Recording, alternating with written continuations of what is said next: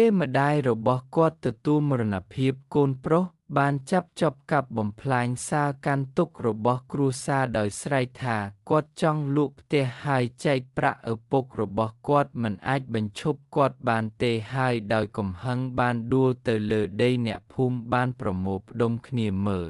ស្ដីបន្ទោសកូនប្រុសចំពោះការមិនគោរពប្រតិបត្តិតាមគោលសម្ព័ន្ធរបស់គាត់កូនប្រុសមិនអើពើនឹងពួកគេទេដោយអូសឪពុករបស់គាត់ដើម្បីបញ្ចប់ការផ្ទេរអចលនទ្រព្យដោយនិយាយថាដោយសារម្ដាយរបស់គាត់មិននៅគាត់នឹងចាកចេញពីគ្រួសារហើយនឹងយកប្រាក់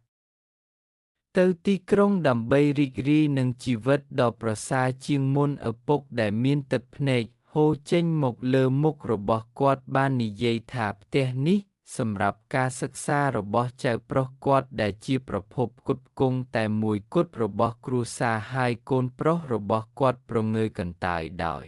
និយាយថាម្ដាយរបស់គាត់នឹងមើលថែកូនហើយគាត់មិនចាំបាច់បារម្ភទេគាត់ក៏បានចោទប្រកាន់ឪពុករបស់គាត់ថាបានលាក់ប្រាក់ចូលនិវត្តន៍របស់គាត់ហើយចេតនាមិនព្រមប្រគល់វាឲ្យគាត់ក្នុងអំឡុងពេលនៃការតស៊ូកូនប្រុសបានរុញឪពុករបស់គាត់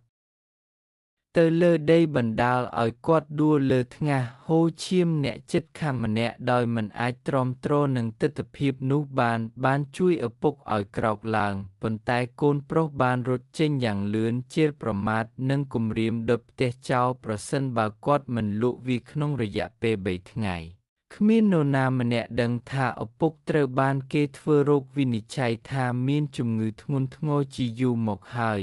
ដោយនៅតែស៊ូដើម្បីមើលចៅប្រុសរបស់គាត់ធំឡើងម៉ាក់បានដួលសន្លប់នៅក្នុងវាលស្រែដោយព្យាយាមរៃអង្គាសប្រាក់សម្រាប់ការចំណាយលើការព្យាបាលរបស់ប៉ាកូនប្រុសបានធ្វើការឆ្ងាយពីផ្ទះអស់រយៈពេល3ឆ្នាំមកហើយដោយមិនបានផ្ញើ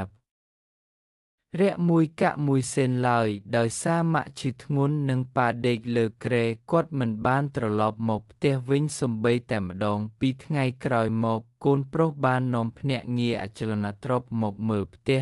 ពេលចូលទៅដល់គាត់បានរុះរើផ្ទះដោយដាក់គ្រឿងអលង្ការទាំងអស់របស់ម៉ាក់និងគ្រាប់ធញ្ញជាតិរបស់គ្រួសារចូលក្នុងថង់ប៉ាដេកលើគ្រែឥតក្តៅក្អកចេញឈាមមិនអាចផឹកទឹកបានផងចៅប្រុសបានតោងជើងប៉ាយំប៉ុន្តែកូនប្រុសបានរុញគាត់ចេញពេលដែលកូនប្រុសហៀបនឹងចុះហត្ថលេខាលើកិច្ចសន្យាលក់មេភូមិបានមកដល់ជាមួយបុរសម្នាក់ដោយនិយាយថាមាននរណាម្នាក់ចង់ទិញផ្ទះនេះក្នុងតម្លៃទ្វេដងនៃដងឡាយដែលភ្នាក់ងារផ្ដល់ជូនកូនប្រុសនោះមានការរីករាយយ៉ាងខ្លាំងហើយហៀបនឹងចុះហត្ថលេខានៅនឹងកន្លែងប៉ុន្តែប្រធានភូមិបានយកកិច្ចសន្យានោះមកវិញដោយនិយាយថាប្រាក់នោះមិនអាចផ្ដល់ឲ្យកូនប្រុសដោយផ្ទាល់បានទេវាត្រូវតែទុកសម្រាប់មនុស្សចាស់និងកុមារកូនប្រុសនោះបានខឹងសម្បាយ៉ាងខ្លាំងភ្លាមខឹងសម្បាយ៉ាងខ្លាំងហើយព្យាយាមលួចប្រាក់នោះប៉ុន្តែប្រធានភូមិបានបញ្ឈប់គាត់ឪពុកបានព្យាយាមក្រោកពីគ្រែទាញកាតធនាគារចេញហើយនិយាយថាវាមានប្រាក់ចំនួន30,000 យន់ដែលម្ដាយរបស់គាត់បានសន្សំក្នុងជីវិតរបស់គាត់ទាំងអស់សម្រាប់ការសិក្សារបស់ចៅរស់គាត់កូនប្រុសបានឆក់យកកាតនោះ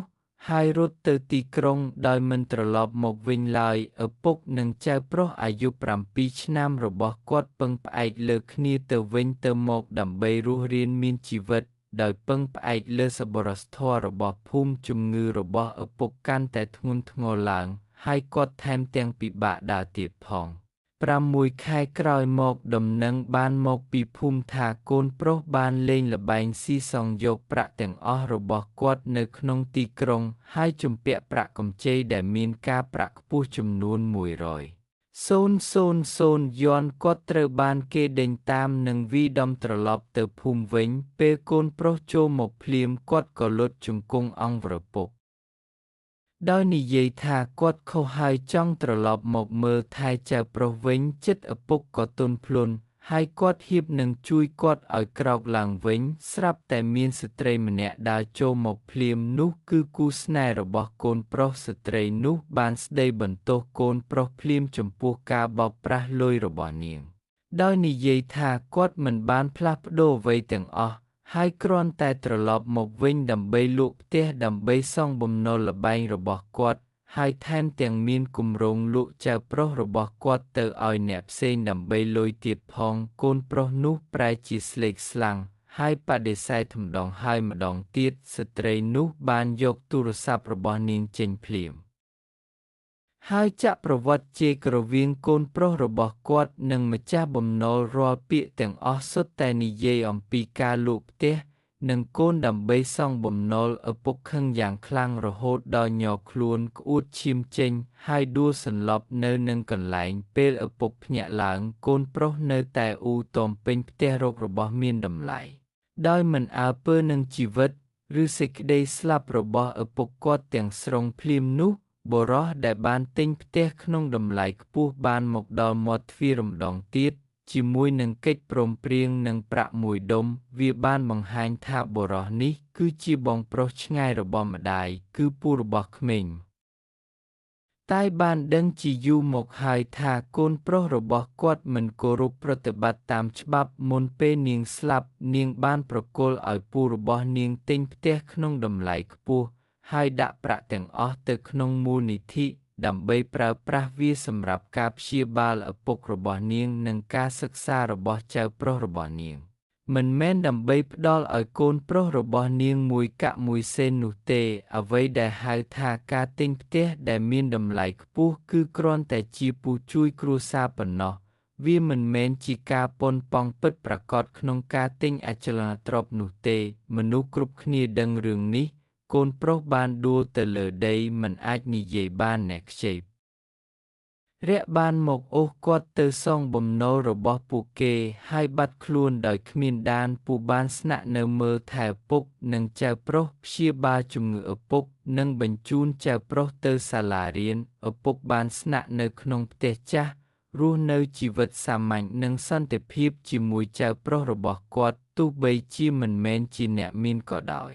ជីវិតរបស់ពួកគេមានស្ថិរភាពនិងកក់ក្ដៅមនុស្សម្នាក់មិនត្រូវភ្លេចឫសគល់របស់ខ្លួនឡើយប្រសិនបើអ្នកមិនគោរពបូជាឪពុកម្ដាយរបស់អ្នកនៅពេលដែលឪពុកម្ដាយរបស់អ្នកនៅរស់កុំរំពឹងថានរណាម្នាក់នឹងអាណិតអ្នកនៅពេលអ្នកចាស់ជរាឡើយមនុស្សគ្មានបេះដូងនិងលោភលន់ដែលបោះបង់ចោលគ្រួសាររបស់ពួកគេនឹងបញ្ចប់ដោយភាពក្រីក្រភាពស្មោះត្រង់អ្នកមើលរឿងនេះហើយសូមជូនពរឲ្យមានសុខភាពល្អនិងរកស៊ីមានបានសូមជួយឲ្យបេះដូង Share និង Follow ម្នាក់មួយផង